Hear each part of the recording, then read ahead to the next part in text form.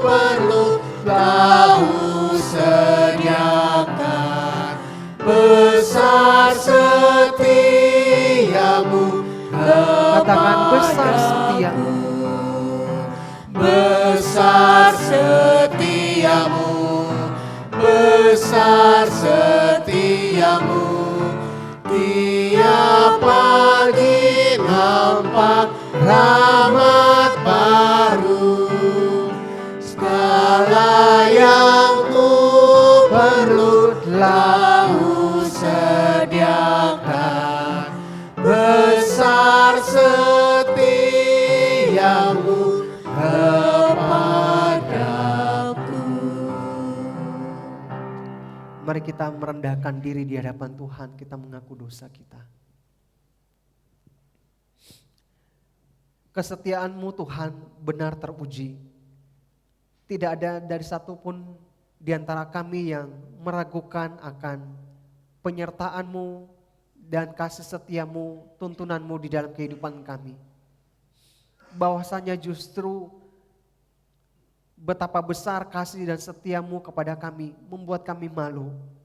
Karena kami ini adalah orang-orang yang seringkali tidak setia. Kami adalah orang-orang yang seringkali membangkang. Kami adalah orang-orang yang seringkali memberontak. Kami adalah orang-orang yang setiap hari penuh dengan dosa-dosa yang kami lakukan yang tidak menyenangkan hati Tuhan. Oleh karena itu ya Tuhan, pada pagi hari ini di dalam satu pengakuan dan kesadaran kami mau merendahkan diri dan memohon ampun di hadapan Tuhan.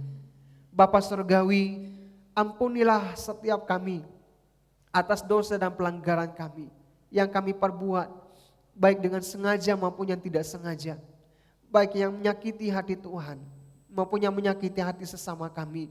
Ampunilah kami ya Tuhan. Oleh karena itu biarlah pada pagi hari ini, biarlah Engkau sendiri boleh menyendengkan telingamu untuk mendengarkan seruan doa kami. Dan berkenanlah Engkau untuk menerima pengakuan dosa kami pada pagi hari ini. Terima kasih Tuhan, izinkanlah kami pada pagi hari ini untuk boleh datang di hadapan Tuhan, untuk menyembah Tuhan, untuk memuliakan Tuhan, meninggikan nama Tuhan lewat puji-pujian yang akan kami naikkan.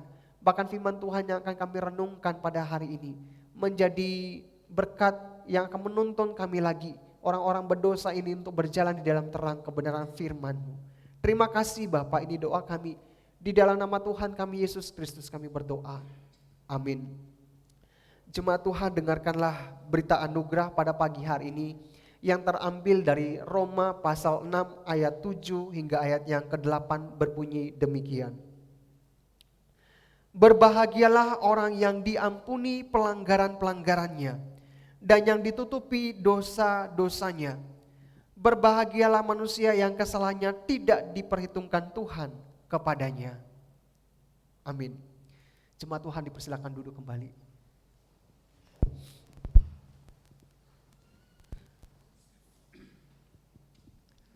Bapak, Ibu, dan saudara-saudara yang kasih Tuhan, kita bersyukur pagi ini kita boleh datang bersama-sama untuk beribadah pada kebaktian umum satu ini.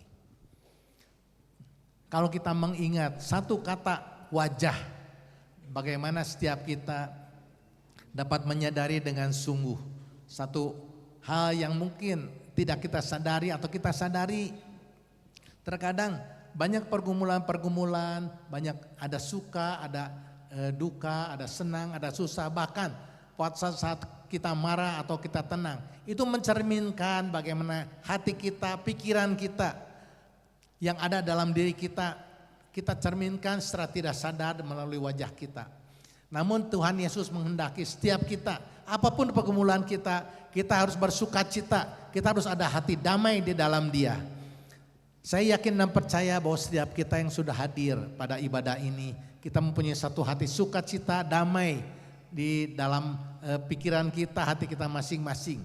Namun mungkin di antara kita ada pergumulan-pergumulan yang kita tidak ketahui, tapi biarlah dalam ibadah ini siapkan hati kita untuk kita boleh dalam keadaan sukacita datang kepada Tuhan, sehingga kita boleh menikmati ibadah ini dan penuh damai, penuh sukacita. Mari kita akan bersama-sama menaikkan satu pujian, sukacita dalam melayani Raja.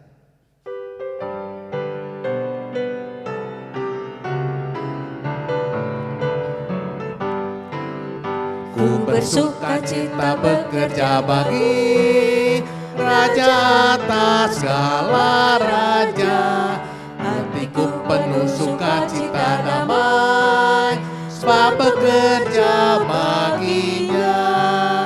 Ku mau persembahkan semua, bekerja bagi Raja. Ada sukacita damai, sebab bekerja baginya.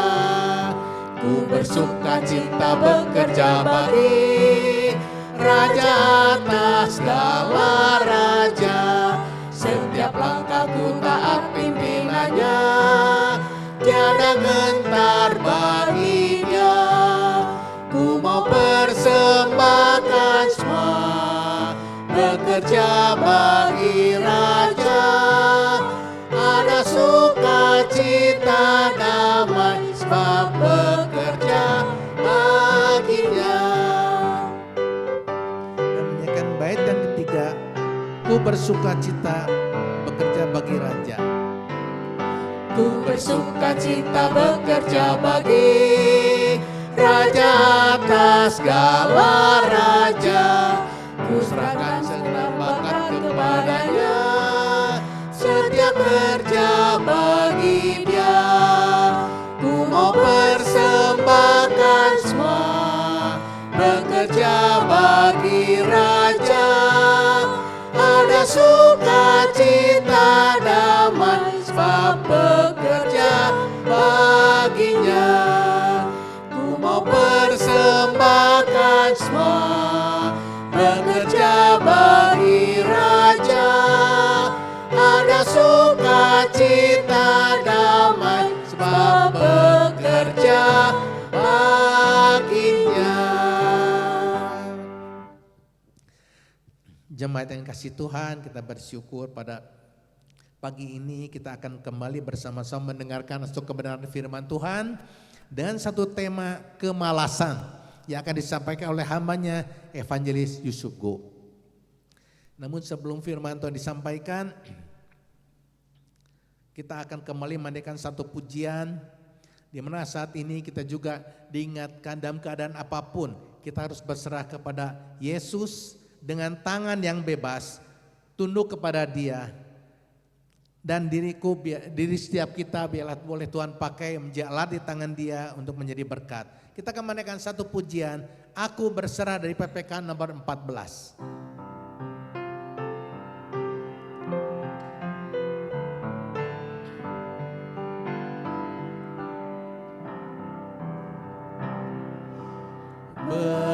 Berserah kepada Yesus dengan tangan yang bebas, selalu bersandar dan cinta, hidup di hadapannya.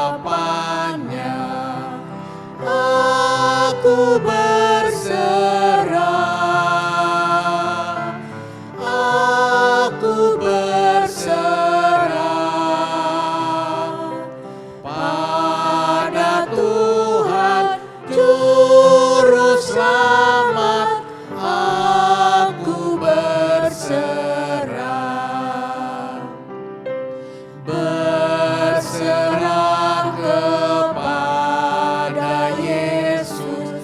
Aku tunduk padamu.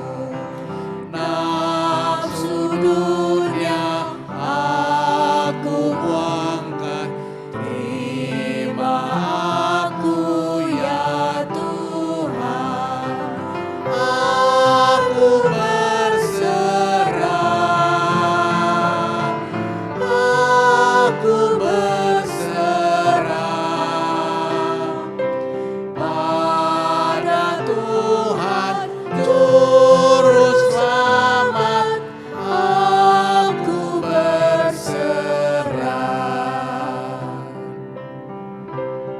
Untuk menyanyikan Bait yang ketiga, saya undang setiap kita bangkit berdiri, berserah kepada Yesus, diriku buat Tuhan.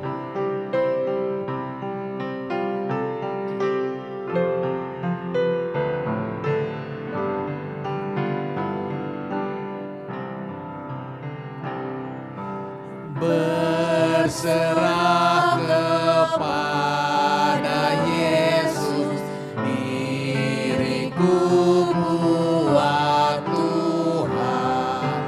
Penuhi cinta dan kuasa, biar berkat Tuhan nyata. Aku berserah, aku berserah pada Tuhan Juru Selamat. Aku berserah, aku berserah. Aku berserah, aku berserah pada Tuhan Juru Selamat. Aku berserah. Mari kita berdoa.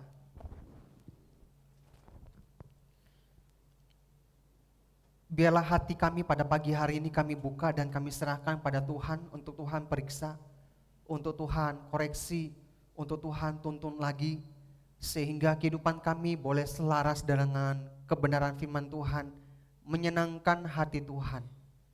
Bapa Surgawi, Roh Kudus, lembutkanlah hati kami.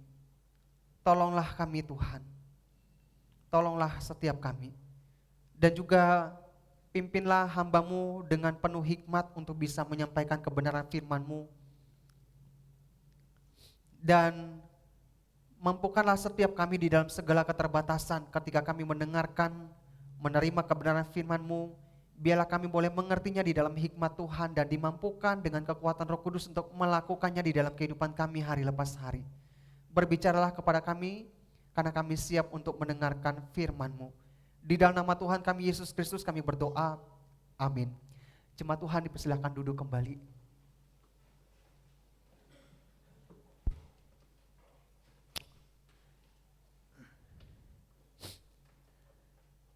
Saudara, pada pagi hari ini kita akan membahas tentang satu tema dari 7 seri dosa maut. Yang ini adalah tema yang terakhir, berbicara tentang kemalasan. Saya mengajak setiap kita untuk memperhatikan 2 bagian ayat firman Tuhan yang akan menjadi landasan kita pada pagi hari ini. Mari kita baca bersama-sama ya saudara, ini sudah ada terpampang di depan slide. Kita baca bersama-sama. Amsal yang pertama, Amsal pasal 19 ayat yang ke-24, 2-3. Si pemalas mencelup tangannya ke dalam pinggan, tetapi tidak juga mengembalikannya ke mulut. Amsal 24 ayat 33 hingga ayat yang ke-34. 2-3.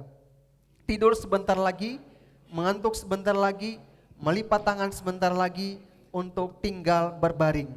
Maka datanglah kemiskinan seperti seorang penyerbu dan kekurangan seperti orang yang bersenjata. Saudara-saudara, sekali lagi hari ini kita akan bicara tentang 7 dosa maut, dan selama 6 minggu ini kita sudah bicara membahas tentang 7 dosa maut. 6 ada yang kita sudah bahas, dan hari ini kita akan membahas yang ke-7, yang terakhir, yaitu sloth, kemalasan. Saudara-saudara, semua orang itu punya sisi kemalasan di dalam dirinya, dalam hal-hal tertentu. Ya, kalau kita bicara soal kemalasan, ini hal yang menarik sebetulnya. Saya pernah jalan di mall dengan beberapa teman-teman saya. Lalu sambil berjalan itu ada kelompok teman-teman saya, ada cowok, ada cewek.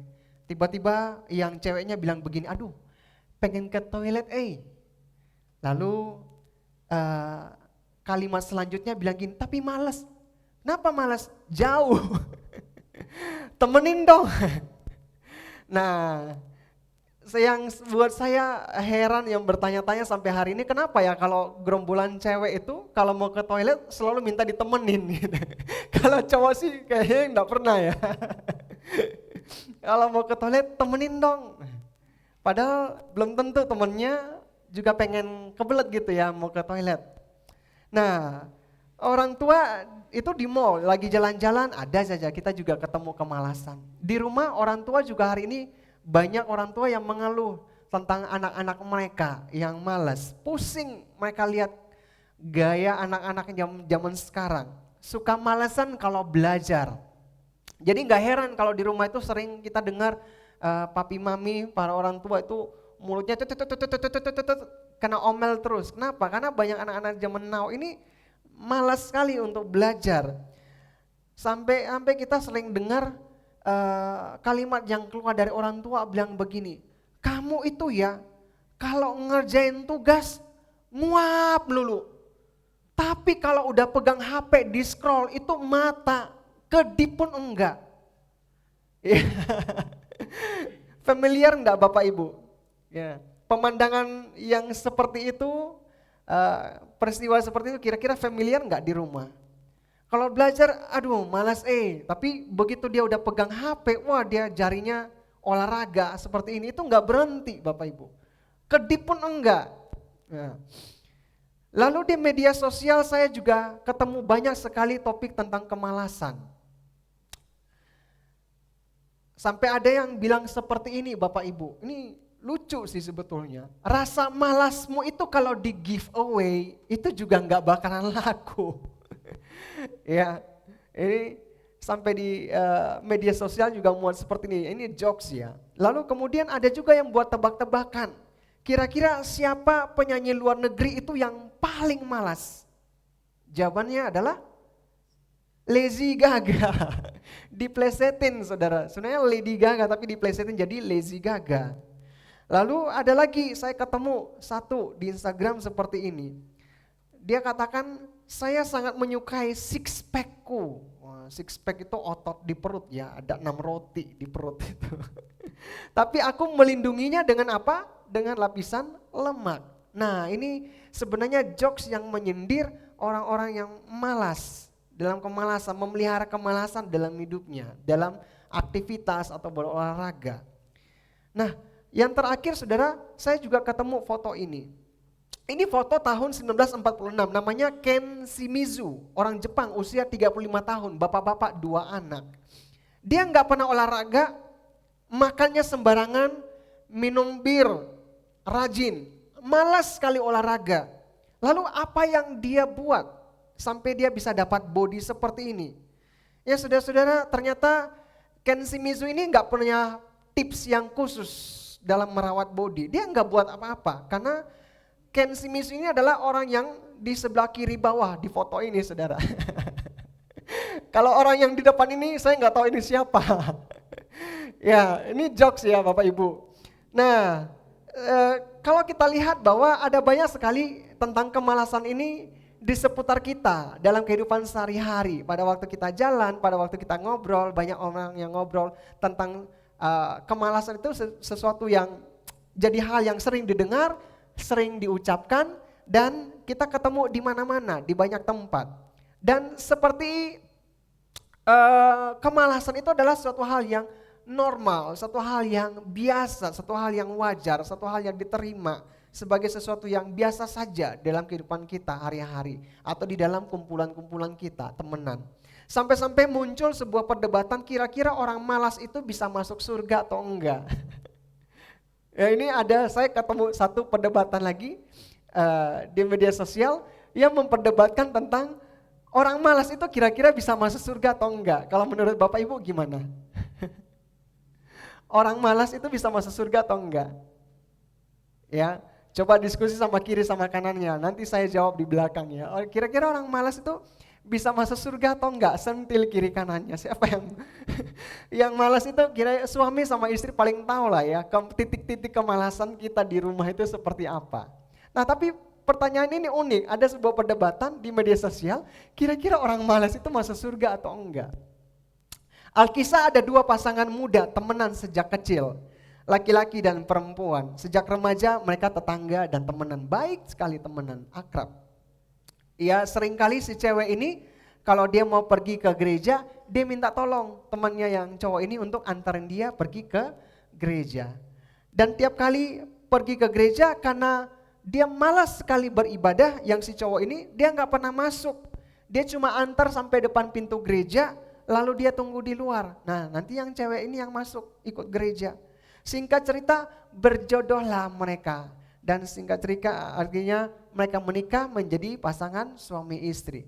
Tetapi itu juga tidak merubah kemalasan di dalam diri si cowok ini. Tiap kali kalau si cewek ini minta antar ke gereja, mau hujan badai pun tetap suami ini akan antar istrinya pergi ke gereja. Tetapi sesampainya di gereja dia selalu tunggu di depan. Lalu dia berpesan kepada istrinya, nanti kalau sudah selesai mama WA ya, saya jemput. Katanya begitu. Nah saudara, tiba-tiba meninggallah kedua pasangan suami istri ini. Lalu waktu masuk ke pintu surga, malaikat bilang sama istrinya, ibu, wah senang bisa ketemu dengan ibu, silakan masuk, silakan menikmati surga ibu. Lalu kemudian suaminya dari belakang cepat mau masuk, lalu malaikat, bapak, tunggu. Bapak mau kemana? Loh, saya suami dari istri yang itu tadi baru masuk. Oh iya, tunggu dulu. Loh, kenapa tunggu? Itu istri saya udah masuk malaikat, saya kan juga mau masuk. Iya, sabar dulu. Istri bapak ini boleh masuk, cuma kalau bapak cuma boleh antar sampai ke depan. Tempat bapak itu yang di sebelah kiri sana. Cuma boleh antar sampai ke depan. Ya, saudara-saudara, jadi kalau begitu kesimpulannya, kira-kira orang malas bisa masuk surga atau enggak? Ya ini cuma intermezzo. Saya lemparkan supaya Bapak Ibu nanti pusing sendiri coba cari jawabannya.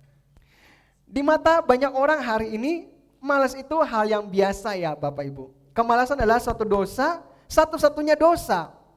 Yang kalau saya bandingkan dengan 6 dosa yang lain itu, dianggap tidak berbahaya dan sepele di mata banyak orang. Ya, maka justru ini menjadikan sesuatu yang menarik. Kenapa sampai kemalasan yang dianggap sepele dan biasa itu bisa masuk di dalam daftar 7 dosa maut. Dosa yang berbahaya. Nah, Bapak Ibu, saudara-saudara, kemalasan itu di dalam bahasa Inggris disebut sloth. Nah, sloth ini adalah sejenis binatang yang di dalam bahasa Indonesia disebut kungkang. Nah, kungkang ini adalah binatang yang ciri-cirinya itu dia paling lambat dan diam. Kalau orang sering bilang, kamu itu lamban sekali kayak kura-kura. Saudara-saudara, kungkang ini lebih kakap dari kura-kura soal kelambanan. Ya. Nah, kita lihat bahwa si kungkang ini dia bisa menghabiskan 18 sampai 20 jam dalam satu hari hanya untuk bergantung terbalik di pohon atau tiduran doang. Bahkan 18 sampai 20 jam, 18 sampai 20 jam, bayangkan saudara, dia hanya diam di dahan pohon dan tidak ngapa-ngapain. Nah, kungkang ini kalau dia berkedip saja itu dilakukan secara lambat sekali, slow motion seperti ini. Malas ya nunggu kungkang kedip ya. Ya saudara, dia tidak bisa melompat, nggak bisa berjalan dengan cepat, apalagi berlari. Ya, kungkang yang lamban dan diam ini jadi simbol kemalasan dalam 7 dosa maut. Tetapi menariknya bahwa kemalasan yang dimaksud dalam 7 dosa maut ini bukan hanya bicara soal lamban dan diam seperti kungkang. Konsep kemalasan di dalam 7 dosa maut ini saudara-saudara mengandung beberapa pengertian yang akan kita pelajari pada pagi hari ini. Yang pertama saudara, pengertian yang pertama adalah sikap enggan melakukan sesuatu atau melakukan sesuatu dengan setengah hati atau asal-asalan. Contoh yang menjadi tanggung jawab kita ketika kita pelayanan di gereja. kita punya tugas tertentu yang sudah dibagi. Tapi kita melakukannya dengan asal-asalan, kita mempersiapkannya dengan asal-asalan. Maka ini disebut atau masuk di dalam pengertian kategori kemalasan. Kita diberikan tanggung jawab tapi kita tidak melakukannya dengan sungguh-sungguh. Waktu rapat kita tidak memperhatikan tapi sibuk dengan scrolling HP atau urusan diri kita sendiri. Dalam mengerjakan tanggung jawab pada waktu diminta tolong, kita seringkali mengulur-ulur waktu. Padahal saat itu sebenarnya bisa dikerjakan dan sederhana sekali. Atau bahkan kita seringkali tidak menyelesaikan tanggung jawab yang diberikan kepada kita. Maka ini masuk di dalam kategori kemalasan. Nah kalau zaman sekarang saya punya satu istilah yaitu sindrom asal bukan saya. Nah maksudnya apa? Sindrom ini pada prinsipnya adalah asal bukan saya deh. Terserah kalian mau ambil keputusan apa, asal bukan saya yang kerjakan, asal bukan saya yang pusing, bukan saya yang capek, bukan saya yang bertanggung jawab. Selesai. Sindrom asal bukan saya adalah seperti ini. Nah ini kelihatannya kita banyak menemukan hal-hal seperti ini di sekitar kita. Ya, banyak sekali kita melihat. Sindrom ini melekat dalam diri orang malas. Dia sering mencari-cari alasan, berbagai macam alasan, bahkan alasan-alasan diplomatis. Agar apa? Bukan dia yang mengerjakan, bukan dia yang bertanggung jawab, tapi orang lain. Ya udah orang lain aja. Semua ini adalah contoh sikap tidak serius, tidak bertanggung jawab, tidak sungguh-sungguh di dalam melakukan sesuatu. Dan ini sebenarnya tidak boleh ada di dalam diri kita anak-anak Tuhan, saudara. Paulus mengingatkan dalam Kolose pasal 3:23 tentang bagaimana semestinya seorang anak Tuhan itu di dalam meresponi dan melakukan tanggung jawabnya. Ya, apa itu? Dia bilang begini, apapun juga yang kamu perbuat, perbuatlah dengan segenap hatimu seperti untuk Tuhan dan bukan untuk manusia. Apapun yang kamu lakukan, lakukan seperti untuk Tuhan. Lalu Matthew Henry juga bilang begini, saudara. Para hamba yang takut akan Allah akan berbuat jujur dan setia ketika sedang tidak diawasi oleh Tuhan mereka. Karena mereka tahu bahwa mereka sedang diawasi oleh Allah. Bukan hanya saja kita berbuat seperti untuk Tuhan, tapi kita juga harus ingat bahwa segala hal yang kita buat mungkin tidak dilihat orang lain, tidak diketahui, tidak didengar oleh orang lain. Apa yang kita sedang rencanakan, apa yang kita inginkan, apa yang kita buat maupun yang kita tidak buat, bahkan hanya ada dalam pikiran kita. Tapi Tuhan itu kan mengawasi. Nah, yang pada suatu hari, saudara-saudara, kita harus ingat apapun yang kita lakukan hari ini, semua diawasi dan semua yang kita lakukan sebetulnya adalah untuk Tuhan. Kalau dengan demikian maka pada suatu hari nanti, saudara, kita rindu sebenarnya Tuhan itu berkata kepada setiap kita, kepada diri kita masing-masing. Baik sekali perbuatanmu itu, hai hambaku yang setia. Mari masuk menikmati surga. Nah itu kan yang kita harapkan.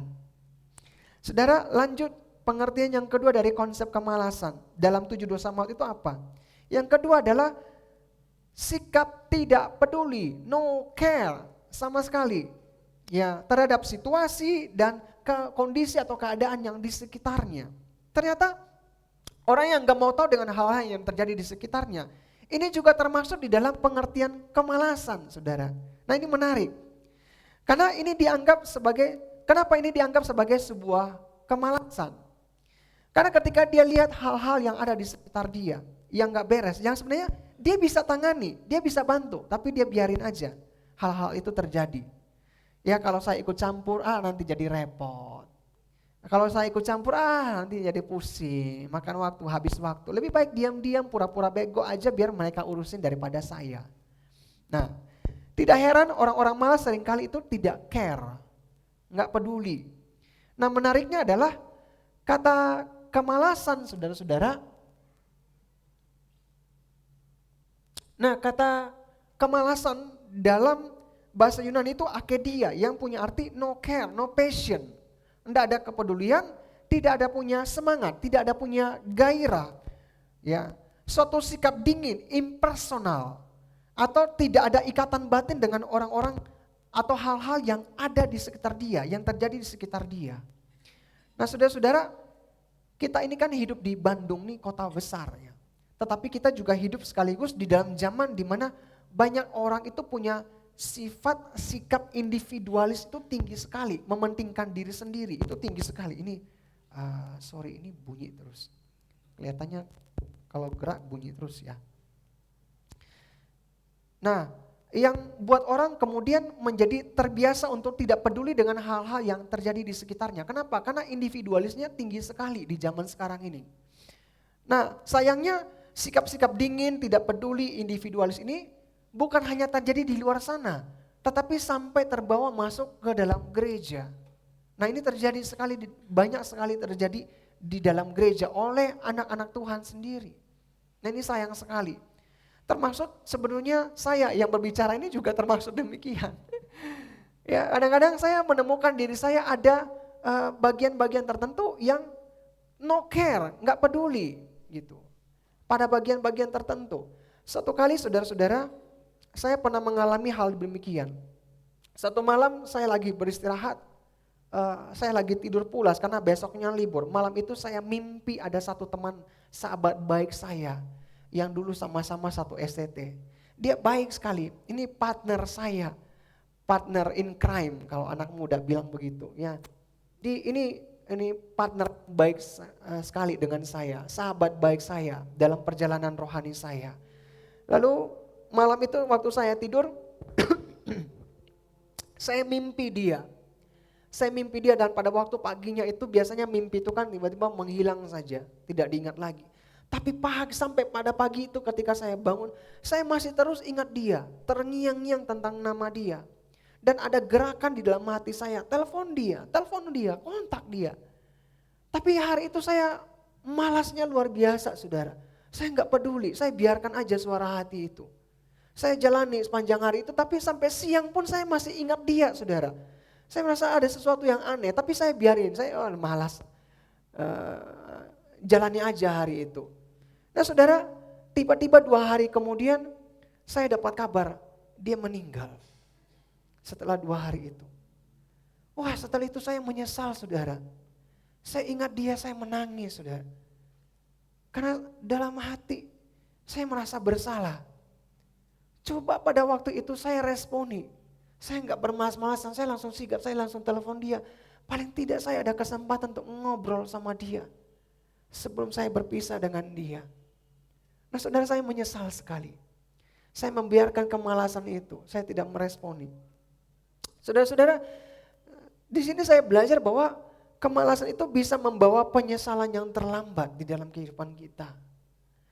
Saudara, kita mewaspadai diri sungguh-sungguh dari kemalasan, sifat acuh, care, nggak peduli. Karena kita bisa menuai penyesalan.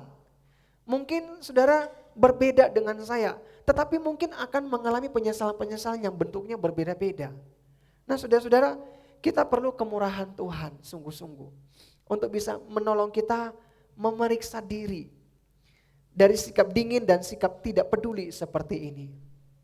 Nah lanjut, yang ketiga saudara-saudara adalah pengertian konsep kemalasan dalam 7 dosa maut adalah boredom. Nah boredom ini adalah kebosanan. Orang malas sering bosan dan tidak memiliki gairah, gak memiliki passion, gak memiliki semangat. Di dalam melakukan apapun, tidak memiliki energi. Atau seperti orang yang kehilangan motivasi hidup, semangat hidup untuk melakukan sesuatu. Jadi kayak ikan mati di arus itu ya udah ngalir aja. Kalau dalam bahasa anak zaman now dibilang mager, malas gerak. Ya masalahnya sikap seperti ini mereka tidak bisa melihat hal-hal yang baik di dalam hidup ini dan sulit untuk bersyukur dan menikmati hidup yang diberikan oleh Tuhan di dalam hidupnya. Nah, saudara-saudara, dari 3 pengertian tentang kemalasan ini saudara, kita menemukan sebuah fakta yang penting bahwa kemalasan ini lebih kepada dosa tidak melakukan. Lebih kepada dosa bukan melakukan, tetapi tidak melakukan ya. Jadi kemalasan ini lebih kepada dosa bukan melakukan tetapi dosa tidak melakukan. Jadi dia tidak melakukan sesuatu yang harusnya dia lakukan tapi dia tidak lakukan. Ya.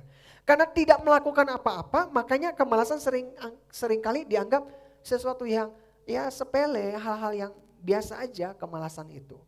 Tapi kalau dikaitkan dengan panggilan Tuhan di dalam kehidupan kita sebagai anak-anak Tuhan, maka jelas saudara-saudara dasar firman Tuhan mengatakan kemalasan itu bertentangan dengan firman Tuhan. Dan Tuhan tidak ada satu dasar ayat firman pun yang mendukung atau memberikan ruang bagi anak-anak Tuhan untuk ada kemalasan di dalam dirinya. Nah, misalnya di dalam Kejadian pasal 1 ayat 28. Ini adalah mandat kerja daripada Allah kepada manusia. Allah berkati mereka lalu berfirman, beranak cuculah, bertambah banyak, penuhi bumi, taklukkanlah itu, berkuasalah atas ikan-ikan di laut, burung-burung di udara, dan atas segala binatang yang merayap di bumi. Saudara, kalau dari ayat ini kita memperhatikan bahwa segera setelah Tuhan kemudian mencipta manusia, manusia itu diberi perintah oleh Allah untuk bekerja. Mengolah, menanami, mengusahakan, memelihara lingkungannya. Dalam konteks kita, ayat ini maka harus dimengerti secara lebih luas bahwa kita harus bertanggung jawab bekerja, terus rajin bekerja untuk memelihara kelangsungan hidup kita bersama. Ya. Nah, belum lagi di dalam 1 Korintus pasal 15 ayat 58 yang perintahkan kita untuk giat bekerja bagi Tuhan. Nah, dan masih banyak ayat-ayat lain lagi yang mengajarkan, memerintahkan, menegaskan seorang anak Tuhan itu harus giat bekerja. Nah, ini kontra dengan kemalasan. Yang lebih banyak berdiam diri, tidak giat, sikap tidak peduli, ya, tidak melakukan apa-apa, tidak berbuat apa-apa. Nah, saudara, kemalasan ini akan mencapai puncak bahayanya. Puncak bahaya, saudara. Yaitu ketika seorang mengalami yang disebut dengan kemalasan rohani. Atau tidak memiliki gairah, di mana seorang tidak memiliki hasrat akan Allah, kerinduan akan Allah. Nah, tidak punya kerinduan untuk mau belajar dan mengenal siapa Allah. Dia sibuk terlibat pelayanan aktivitas, iya. Hampir di semua lini mungkin dia ada, iya. Tapi saudara-saudara, dia tidak punya hati, dia tidak punya hasrat untuk mengenal pribadi yang dia layani. Dia tidak punya waktu untuk duduk diam, merefleksikan firman Tuhan. Dia tidak punya rasa haus akan firman dan tidak pernah punya waktu untuk firman. Nah, maka ketika dia membaca firman pun seringkali itu hanyalah sebuah tugas atau pada waktu dia datang di dalam kebaktian. Hari Minggu inilah dia dengarkan dan dia baca firman Tuhan. Ya, saudara, tapi bukan karena kehausan dan keintiman yang datang dari hati, yang rindu untuk membaca dan merenungkan firman Tuhan. Nah, orang-orang seperti ini bahaya nanti akan berubah menjadi kering rohani, mati gairah dan intim rohani dengan relasi dengan Tuhan. Sulit berdamai, hatinya keras, akan sulit menerima perbedaan dan bahkan justru tajam terhadap kesalahan dan mudah sekali mendendam.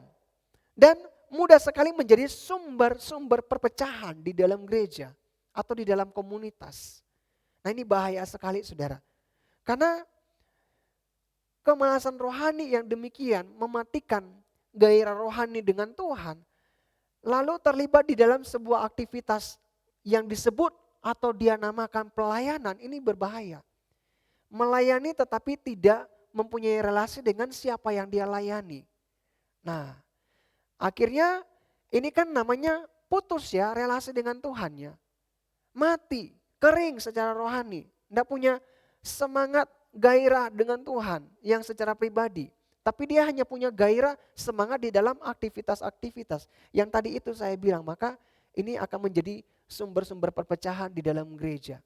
Akan sulit sekali berubah. Nah, kalau begitu dengan bahaya-bahaya seperti ini, saudara, bagaimana supaya kita bisa mengatasi dosa kemalasan? Paling tidak ada beberapa hal yang ingin saya bagikan pada pagi hari ini. Yang pertama adalah, mari saudara, kita harus membangun relasi yang intim dengan Tuhan. Saudara-saudara, relasi yang intim dengan sumber kita, pencipta kita, Allah kita, dengan relasi yang intim dengan Allah itu adalah sumber kekuatan bagi setiap kita anak-anak Tuhan untuk menghadapi kemalasan. Yohanes 15 ayat 5 berkata, akulah pokok anggur dan kamulah ranting-rantingnya. Barang siapa tinggal di dalam aku di dalam dia, ia berbuat banyak. Sebab di luar aku, kamu tidak dapat berbuat apa-apa. Nah, mari kita baca kalimat yang saya tandai ini, saudara-saudara. Sebab, mulai dari sebab ya, 2, 3. Sebab di luar aku, kamu tidak dapat berbuat apa-apa. Saudara, kita tidak akan mampu dan tidak punya kekuatan apa-apa kalau kita tidak mau tinggal di dalam Sang firman itu tidak memiliki relasi dengan Allah itu yang kita layani. Nah, kalau mau dekat dengan Tuhan, tidak ada cara lain saudara-saudara, kita harus kembali merenungkan diri, lalu mengambil komitmen untuk bertekun di dalam doa dan firman untuk bisa membangun relasi dengan Tuhan yang intim. Sumber yang valid dan yang tidak bisa terbantahkan untuk kita bisa membangun dan mengenal Allah lebih dalam adalah firman. Tidak ada jalan yang lain saudara-saudara. Yang kedua saudara, mari kita melatih diri untuk bekerja dan melayani dengan sungguh-sungguh. Meskipun kadang-kadang itu adalah hal-hal yang kita kurang sukai. Dan dalam hal ini saya secara pribadi juga belajar dengan demikian. Kadang-kadang ada hal-hal yang bukan kemampuan saya. Kadang-kadang ada hal-hal yang saya nggak bisa atau saya juga nggak suka. Ya setiap kita pasti ada bagian-bagian yang kita sukai, ada bagian-bagian yang kita tidak sukai. Tapi kadang-kadang ada hal-hal yang kita juga tidak sukai tapi menjadi tanggung jawab kita. Nah saya juga belajar menundukkan diri, tapi nggak mudah saudara.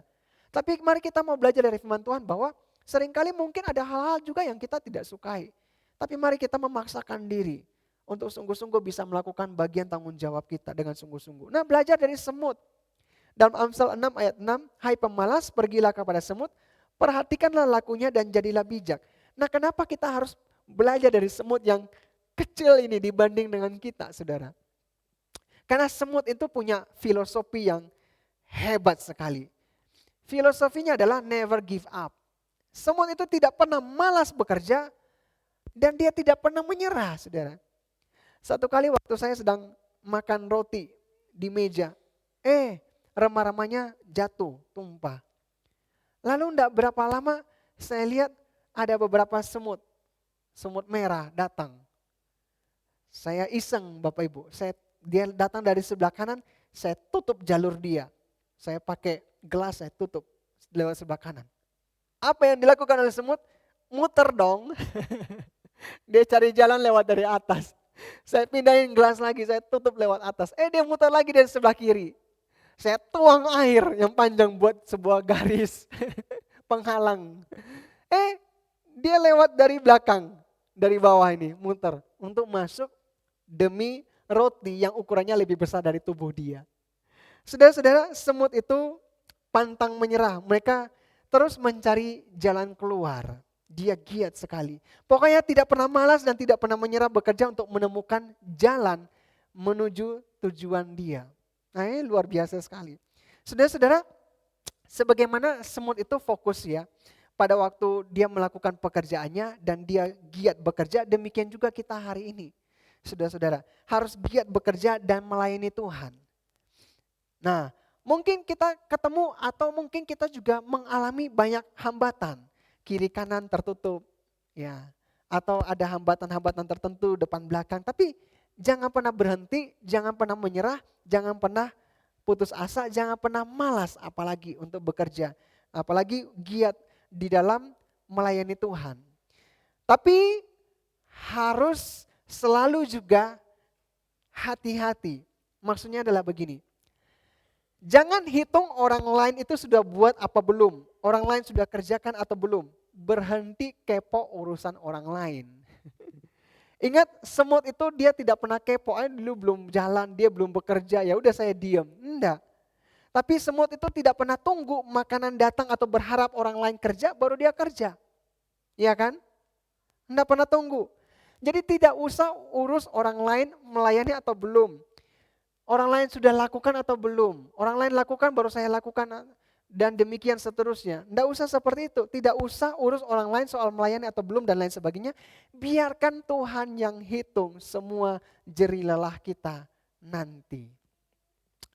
Kiranya apa yang saya sampaikan pada pagi hari ini, firman Tuhan yang singkat, boleh menolong kita untuk melihat ke dalam diri kita sendiri masing-masing. Adakah salah satu dari 7 dosa maut, kemalasan itu ada di dalam diri kita yang masih kita praktekkan, yang masih kita lakukan, yang masih kita hidupi hari ini.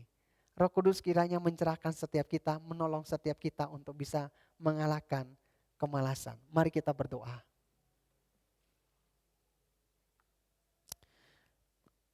Bapa Surgawi, hamba telah selesai berbicara. Tapi hamba percaya dan berdoa, Roh Kudus tidak pernah selesai berbicara dalam hati setiap kami, anak-anak Tuhan yang telah mendengarkan firman Tuhan. Terlebih lagi, berikanlah kekuatan buat setiap kami yang telah mendengarkannya untuk bisa meresponi firman Tuhan, mengoreksi hati, pikiran kami, hidup kami, dan melihat ke dalam hati kami. Dan memohon supaya firman-Mu menuntun kami di dalam jalan yang kekal, di dalam terang firman-Mu. Tolonglah kami untuk bisa terhindar dari kemalasan. Mungkin kami masih bisa jatuh, tetapi biarlah kami boleh bangkit di dalam kekuatan firman-Mu dengan pertolongan Roh Kudus untuk bisa giat bekerja demi kemuliaan Tuhan. Terima kasih Bapa Surgawi, terima kasih. Ini doa kami, di dalam nama Tuhan kami Yesus Kristus kami berdoa. Amin. Kiranya Tuhan memberkati saudara sekalian.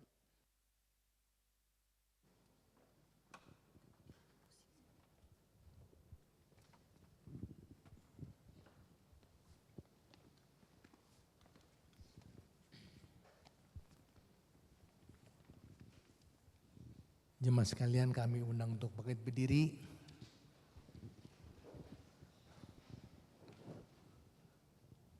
Mari kita akan bersama-sama dengan penuh hikmat dan hormat dengan gereja-gereja di seluruh abad dan di segala tempat kita mengikrarkan iman percaya kita demikian.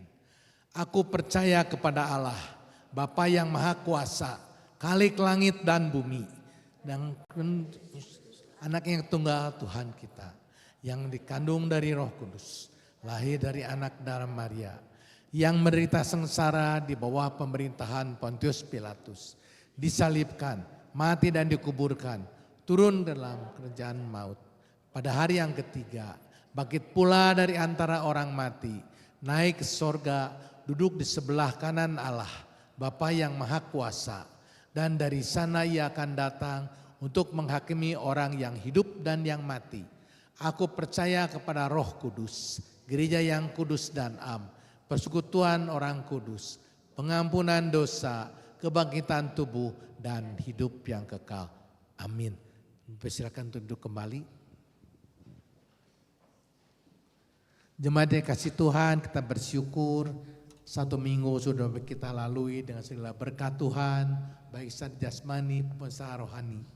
Dan kita bersyukur berkat-berkat yang Tuhan berikan, sungguh boleh kita nikmati sepanjang satu minggu dalam kehidupan kita. Dan saat ini kita juga bersyukur kita boleh memberikan untuk persembahan, untuk operasional dan untuk diakonia sebagai satu dukungan, sebagai satu pelayanan kita melalui GKM Gloria ini. Untuk persembahan dapat nanti disampaikan baik melalui QR Code maupun melalui amplop yang sudah disediakan. Namun sebelum kita masuk dalam persembahan, kita akan masuk dalam doa. Bapa kami dalam surga, terima kasih bila pada pagi ini kami boleh bersama-sama akan memberikan persembahan. Inilah berkat yang sudah Kau berikan pada kami dan kami rindu untuk mendukung akan pelayanan melalui GKM Gloria ini.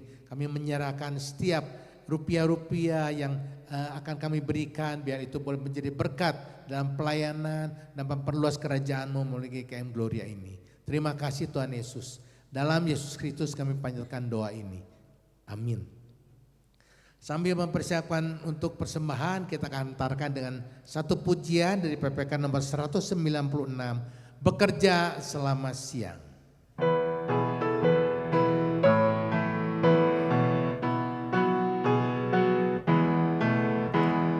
Bekerja selama siang, tatkala fajar terang, jangan engkau menunggu waktu segera lalu.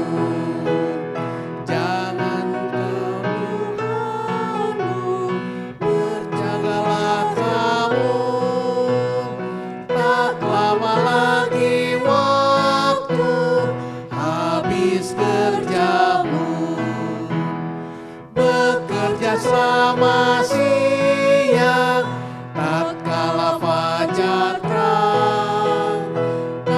kabarkanlah Injilnya, selamatkan manusia, bertutur dan masyurkan keselamatannya. Tak ada lagi waktu habis kerjamu. Bekerja selama siang, tatkala fajar terang, mahkota mulia menunggu. Bekerja selama siang, tatkala fajar terang, mahkota mulia menunggu. Kau dapat tentu, Tuhan selalu membantu. Serahkanlah dirimu, tak lama lagi waktu habis kerjamu.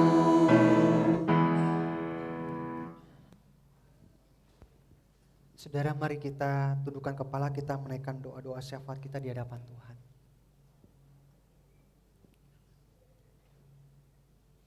Pada pagi hari ini ya Tuhan, kami datang merendahkan diri di hadapan Tuhan. Kami ingin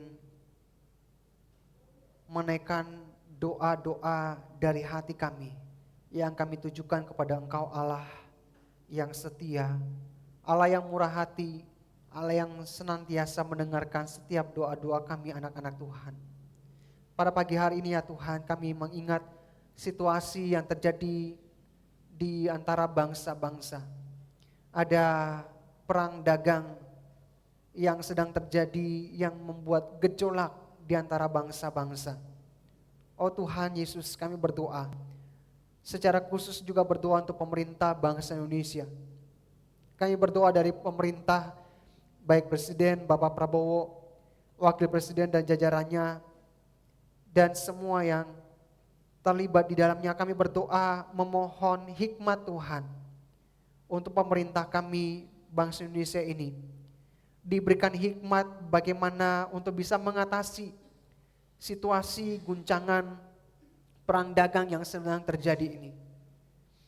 Kami juga berbelas kasih terhadap masyarakat orang-orang Indonesia yang harus mengalami akibat di dalam tengah tekanan-tekanan ekonomi, pekerjaan yang semakin sulit. Banyak yang mengalami PHK. Oleh karena itu kami berdoa, Tuhan kuatkanlah setiap mereka. Di tengah-tengah situasi ekonomi yang serba tidak mudah, biarlah Tuhan memimpin langkah hidup mereka. Tuhan juga berikan jalan keluar bagi setiap mereka yang sedang mengalami pergumulan-pergumulan ekonomi. Terima kasih Bapak Surgawi. Kami juga berdoa untuk bencana banjir yang terjadi dan masih terjadi di dalam beberapa kota. Oh Tuhan, kami berdoa, biarlah Tuhan berikan juga hikmat bagi pemerintah setempat. Di tengah-tengah banyaknya persoalan-persoalan yang dihadapi akhir-akhir ini, biarlah di dalam persoalan banjir yang sedang juga ditangani, Tuhan juga memberikan bijaksana, Tuhan juga memberikan kekuatan, Tuhan juga memberikan kemampuan untuk bisa mengatasi persoalan banjir yang terjadi di beberapa kota di Indonesia ini ya Tuhan. Terima kasih Bapak Surgawi, terima kasih. Kami juga berdoa bagi gereja kami ini ya Tuhan. Di tengah-tengah perjalanan pertumbuhan kerohanian yang Tuhan juga izinkan ada di tengah-tengah kami melalui sarana PSL dan juga Kambium. Kami berdoa ya Tuhan, setiap PSL juga terus memiliki gairah, giat di dalam mengikuti setiap pertemuan yang ada dan terus memberi diri untuk bertumbuh lewat kebenaran firman-Mu. Kami juga berdoa untuk Kambium dan setiap peserta, pembimbing, pengajar. Bapak Surgawi terus kuatkan, terus berikan semangat untuk terus giat setiap kami mempersiapkan diri, memberi diri untuk terus bertumbuh lewat kebenaran firman-Mu ya Tuhan. Terima kasih. Pada akhirnya hamba juga berdoa menyerahkan kepadamu untuk setiap pergumulan-pergumulan yang dihadapi oleh jemaat, baik dalam kesehatan, baik dalam perekonomian, baik dalam pergumulan pasangan hidup, baik di dalam pergumulan rumah tangga, persoalan anak-anak, persoalan pekerjaan dan lain sebagainya. Kami menyerahkan dalam tangan Tuhan. Tuhan kuatkan, Tuhan hiburkan, Tuhan berikan pimpinan lewat kuat kuasa Roh Kudus. Kami juga mengingat hamba-Mu Ibu Maya yang terus menjalani proses pengobatan. Tuhan, kami satu hati dan berdoa, biarlah kemurahan Tuhan ada atasnya. Terima kasih Bapa Surgawi, dengarkanlah setiap doa kami yang kami naikkan pada pagi hari ini. Hanya di dalam nama Tuhan kami Yesus Kristus kami berdoa. Amin. Jemaat Tuhan, kami undang untuk bangkit berdiri. Kita akan mengakhiri kebaktian kita pada pagi hari ini dengan menaikkan doksologi, doa berkat akan dipimpin oleh Bapak Pendeta Yohanes Yang.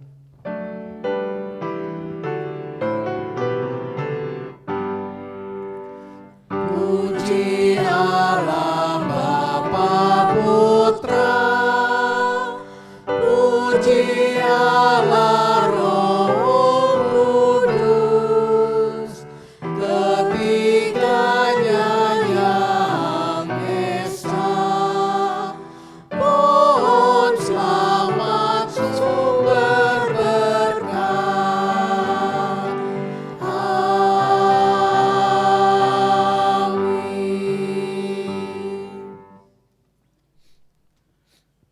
Jemaat yang terkasih dalam Tuhan, dengarkanlah firman Tuhan yang berkata, bagiku tidak ada sukacita yang lebih besar daripada mendengar bahwa anak-anakku hidup dalam kebenaran. Bapa Surgawi, kami bersyukur di dalam masa Prapaskah kami sudah bersama-sama mendengar, membahas dan merenungkan tentang 7 dosa maut. Biarlah kami membawa diri kami ke hadirat Allah, agar 7 dosa maut itu tidak bercokol dalam kehidupan kami. Tetapi kami mengalami kebebasan dan dibebaskan oleh darah Tuhan Yesus. Terima kasih untuk hamba-hamba Tuhan yang Tuhan pakai untuk menyampaikan topik 7 dosa maut sampai hari ini. Memberkati juga hamba-Mu Penginjil Yusuf Go yang hari ini juga mengingatkan kami akan kebenaran firman Tuhan masalah kemalasan. Tuhan memberkati. Terima kasih Bapa dalam surga. Jemaat yang terkasih, arahkanlah hatimu kepada Allah. Pulanglah dengan sukacita. Terus menjadi saksi-saksi Tuhan dimanapun engkau berada. Serta terimalah berkat-Nya. Maka kasih karunia dan damai sejahtera dan cinta kasih dari Allah Bapa dan dari Tuhan kita Yesus Kristus, kekuatan penyertaan dan penghiburan dari Allah Roh Kudus, memberkati saudara-saudara sekalian, dalam keluargamu, dalam usaha pekerjaanmu, dalam studimu, dalam kesehatanmu, dan dalam seluruh aspek kehidupanmu, sejak saat ini sampai selama-lamanya. Amin. Amin.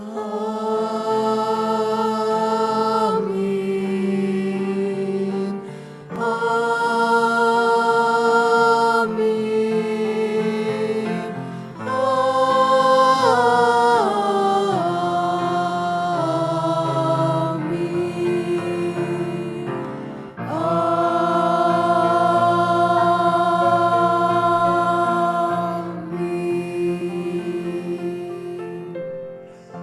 Amin.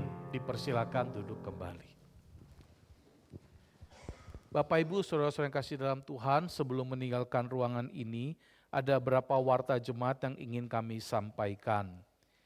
Yang pertama, Bapak Ibu, seperti minggu lalu sudah kami umumkan, berkaitan dengan HUT GKIM Gloria, di mana gereja kita akan mengadakan pelayanan sosial, bekerja sama dengan Food Bank Bandung, dan akan mengumpulkan para donasi. Donasi dari kita dapat kita berikan setelah kebaktian umum 1 dan kebaktian umum 2. Bapak Ibu, saudara-saudara bisa memberikan donasi dalam berbagai jenis bentuknya, misalnya seperti makanan pokok, beras, mie instan, pasta, dan lainnya. Kemudian makanan kaleng, kemudian minuman, baik itu susu UHT, susu bubuk, jus, teh, dan kopi, dan sebagainya. Bisa dalam bentuk bumbu masak, minyak goreng, garam, gula dapur, dan lainnya. Makanan ringan, biskuit, coklat, keripik, ataupun selai, saus, sambal, dan madu, serta lain-lainnya. Donasi ini akan kita kumpulkan dan akan kita salurkan bekerja sama dengan Food Bank Bandung untuk menjadi berkat bagi sesama kita yang ada di sekitar kota Bandung ini. Jadi Bapak Ibu bisa memberikan donasinya, baik minggu lalu, hari ini, dan minggu akan datang. Kita tetap membuka stand untuk donasi pelayanan sosial dalam rangka HUT gereja kita tahun ini. Kemudian yang kedua Bapak Ibu, minggu ini adalah Minggu Pekan PSL. Kami mengundang Bapak Ibu bisa bergabung di dalam PSL-PSL yang ada. Seperti Bapak Ibu saudara-saudara ketahui, kita bersyukur kita sudah menjalani minggu-minggu Prapaskah. Dan mulai minggu ini kita akan masuk yang namanya Minggu Kesengsaraan. Kita sudah mendengarkan khotbah tentang 7 dosa maut dan hari ini adalah terakhir. Maka Bapak Ibu kita akan masuk Minggu Kesengsaraan di mana kita akan mengadakan ibadah, yaitu ibadah Jumat Agung. Nah, ibadah Jumat Agung akan kita adakan pada tanggal hari Jumat, tanggal 18 April pukul 9.30. Itu Jumat Agung, hari Jumat ini. Sekali lagi tanggal 18 April 2025 pukul 9.30. Satu kali kebaktian dengan pembicara Pendeta Puji Ari Santosa dengan mengambil tema dibayar lunas. Kemudian Bapak Ibu, kita akan melanjutkan di dalam masa Paskah, di mana pada minggu depan kita akan mengadakan perayaan dan ibadah Paskah pada hari Minggu tanggal 20 April 2025 pukul 9.30. Jadi Paskah kita minggu depan hanya satu kali kebaktian. Jadi kebaktian satu yang jam 7 akan kita gabung ke kebaktian kedua yang jam 9.30. Jadi minggu depan untuk ibadah Paskah kita bergabung. Jadi kebaktian jam 7 kita gabung di jam 9.30. Dengan pembicara Pendeta Yohanes Yang dengan tema Paskah yaitu Maka Terbukalah. Kami mengundang Bapak Ibu bisa mengikuti baik Jumat Agung maupun ibadah Paskah. Nah, khusus untuk Jumat Agung, hari Jumat tanggal 18 April jam 9.30 itu disertai dengan perjamuan kudus. Jadi kita bisa tahun ini bersyukur boleh masih mengikuti Jumat Agung dan Paskah dan boleh mengikuti perjamuan kudus pada hari Jumat Agung nanti. Kita boleh berdoa dan menyiapkan hati kita. Kemudian Bapak Ibu sebelum kita mengakhiri ibadah kita, nanti ada pemutaran slide video yaitu dari Sekolah Minggu Lovely yang berkaitan dengan Paskah anak-anak. Bapak Ibu yang punya cucu, ponakan masih kecil bisa mengajak dalam kegiatan Sekolah Minggu Lovely berupa Paskah pada tahun ini. Kemudian yang kedua nanti ada Youth Camp dari pemuda-pemudi di gereja kita. Nanti kita akan putar slide-nya. Dan yang terakhir, Bapak Ibu kita bersyukur nanti di kebaktian kedua akan diadakan peneguhan majelis dan pengurus bidang serta UPP dan aktivis yang terlibat di dalam bidang masing-masing. Nah, kita bersyukur dan kita tetap mendoakan baik majelis, pengurus bidang dan UPP yang diteguhkan pada hari ini di kebaktian kedua. Itu saja Bapak Ibu, setelah nanti slide diputar, kita boleh mengambil saat teduh dan kita bisa berjabat tangan satu dengan yang lain. Tuhan memberkati kita. Rambutnya mau diapain? Terserah aja deh, aku mah percaya aja. 27 April ada kegiatan apa sih? Aku juga gak tahu nih, bingung. Gak usah bingung, ikut aja acara Paskah di Lovely. Ini detailnya. Tanggal 27 27 April ini di Bumi Sangkuriang kita kumpul di Gloria pukul 8 pagi. Ini masih daftar dulu ya. Betul, dan pendaftaran terakhirnya hari ini loh, tanggal 13 April. Ayo segera daftar. Aku mau ikut, aku juga dong. Nah, sudah jadi. Ikatan apa ini? Kan ikatannya tema Paskah. Ada-ada saja ah.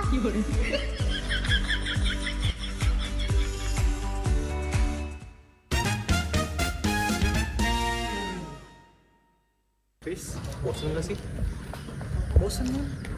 Pengen ya ada acara kumpul-kumpul bareng gitu. Acara kumpul-kumpul bareng yuk. Iya. Ada Ner, Acara apa Chris? acara youth camp. Apaan nih Kem? Penasaran gak sih? Penasaran sih. Penasaran gak sih? Penasaran. Teman-teman semua pasti ikut penasaran gak sih? Kalau penasaran bisa untuk join bersama kita di acara youth camp. Acaranya ada di mana? Ada di sini.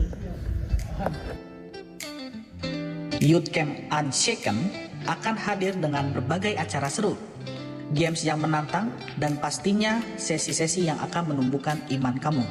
Kamu juga akan dibekali dengan hal-hal praktis yang bisa upgrade hidupmu ke level yang baru. Nah teman-teman, udah tahu kan acaranya kayak gimana dan kegiatannya apa aja?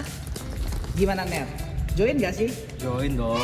Buat teman-teman yang lain jangan lupa join ya di Acara Youth Camp tahun 2025. See you!